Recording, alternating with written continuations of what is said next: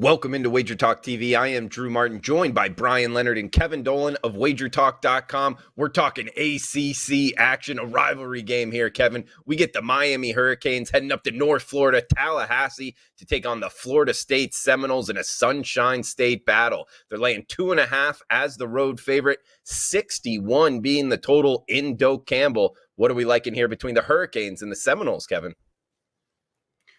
I wouldn't say it's going to be a huge play for me, but if I'm going to play this one, I'm probably going to be looking towards taking Florida State here, Drew. You know, the Seminoles are a team that have played, I think consistently well since the week 4 loss to Louisville. 3 straight wins coming after that, close loss to Clemson immediately following, and, actually have more forced downs than NC State last week despite that loss. But, their third down conversion rate in that game was absolutely woeful, 12.5%. Only Rutgers in California had worse overall percentages out of 130 teams. So, that's definitely an area of their game that they're going to need to clean up here ahead of this weekend's clash against Miami. But, it's just a situation for me, final home game of the season for the Seminoles on Saturday. It's going to be loud in Tallahassee. And, if this was a night game, I'd probably be jumping in on Florida State.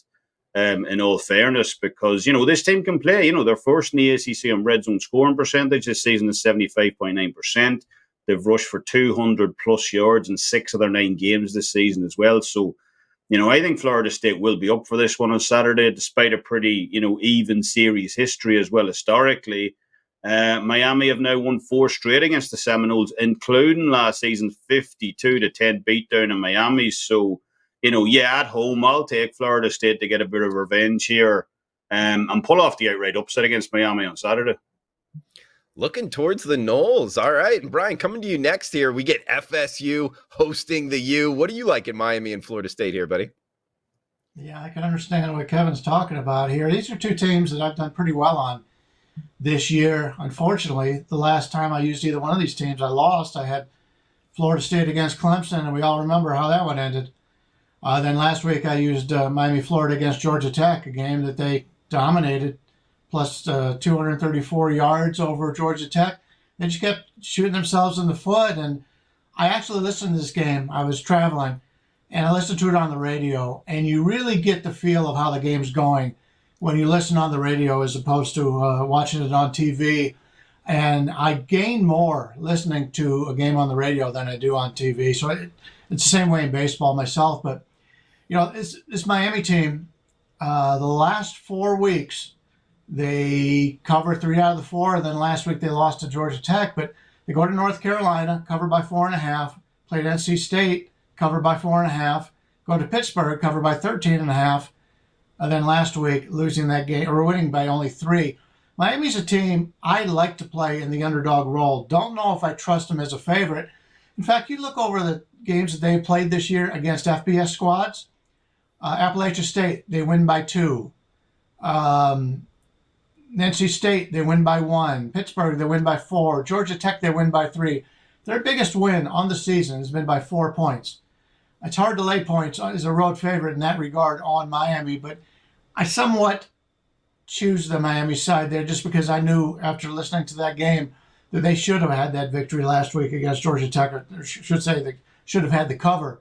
But it didn't work out. But this is a team that's a little bit under the radar in that regard. But I also agree with Kevin here about the way Florida State's been playing. They played that Clemson game. They were clearly going to cover that game until the last play of the game. And then NC State in that game last week, they outgained by 129. So prefer the Miami side here. But if it ever got up to a field goal, it'd be off. But right now, just an opinion on Miami. And to be honest with you, out of the 3 games we've just discussed today, this is my weakest opinion out of the 3.